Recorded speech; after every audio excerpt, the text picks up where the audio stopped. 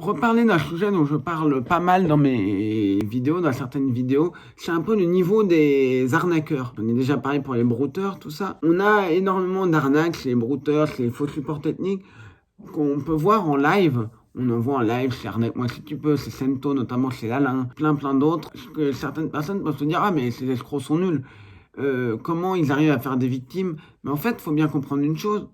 Des brouteurs, quand ils ont une personne ultra vulnérable, c'est assez facile de la mettre sous emprise. J'ai déjà cité maintes fois cet exemple. On a vu un brouteur qui avait très probablement entre 8-9 ans, j'ai bien dit 8-9 ans, qui a fait une victime et qui avait quelqu'un sous emprise, qui lui donnait tous les mois, je sais plus combien, des centaines d'euros peut-être, voire des milliers d'euros. Je pense que c'était plutôt de l'ordre de centaines d'euros. En fait, il y a des escrocs qui sont très bons, mais il y a des escrocs qui sont incapables au foot support technique, qui savent même pas utiliser un ordinateur.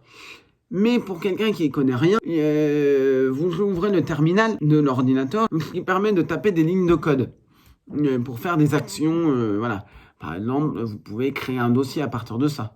Vous pouvez faire plein de choses, vous pouvez naviguer dans votre truc, vous pouvez faire un listing de tous les fichiers qu'il y a, et généralement, qu'est-ce qu'ils font? Ils vous font un listing de tous les fichiers.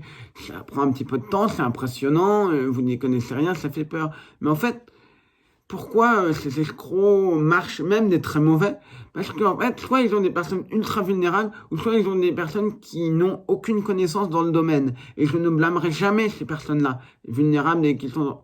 Parce que je pourrais peut-être donner l'impression que je suis en train de dire, bah oui, tu connais rien d'informatique, tu t'es fait avoir. Non, non. Je comprends qu'il y a plein de gens qui n'y connaissent rien. Vous voyez une fenêtre qui est là pour faire peur. Je rappelle une chose très importante. C'est quoi les deux piliers d'une bonne arnaque? C'est un, de vous mettre en confiance. Deux, de vous presser, de vous paniquer. On vous dit d'appeler le numéro dans les 5 minutes, sinon votre ordinateur va être foutu, vous êtes paniqué, vous appelez. Et puis vous avez quelqu'un qui vous embobine, même quelqu'un de mauvais, même quelqu'un qui va passer du temps dessus, vous n'y connaissez rien, vous ne savez pas le voir. Et puis c'est pareil, comme avec les nouvelles arnaques, vous voyez les alloteurs, du mot allô. Allô, tu es là, au téléphone, qui usurpent le numéro de votre banque. Vous allez être suffisamment en confiance pour vous dire, bah, c'est ma banque, oui, c'est le service antifraude, c'est le bon numéro, vous vérifiez.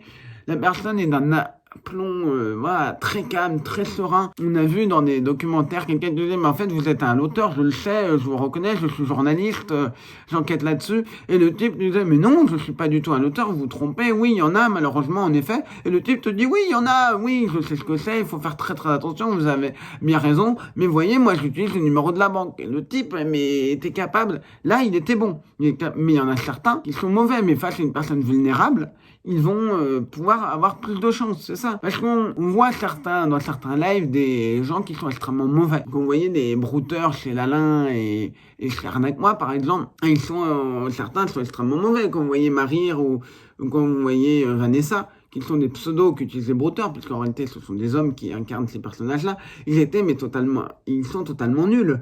Mais pourtant, ils arrivent à faire des victimes, parce qu'ils ont des gens totalement vulnérables, je le sais. Moi, je incarne ce qu'on appelle le vieux père, le brouteur expérimenté. Je ne raconte que de la merde. C'est un truc extrêmement compliqué, parce que le moindre truc que vous allez utiliser, le moindre truc que vous allez dire, il peut s'en servir pour d'autres victimes. Donc il faut lui dire que de la merde. Et heureusement, il me fait tellement confiance qu'à cette fois qu'il a une nouvelle victime, il me vient me voir en me disant, est-ce que cette victime vaut le coup? Et je lui invente un bobard pour lui dire non ou abandonne la victime. Et on avait notamment un Turc qui a failli donner les 2 tiers de son salaire. Je lui ai raconté des bobards, il a pris un peu peur et il a renoncé à sa victime. Il est suffisamment en confiance avec moi pour pouvoir abandonner des victimes. Et je sais qu'il le fait, parce qu'il pourra me dire je le fais pas. Mais on rappelle, les brouteurs entre eux, c'est un véritable panier de crabes, ils se méfient. Même moi, des fois, ils pouvaient se méfier.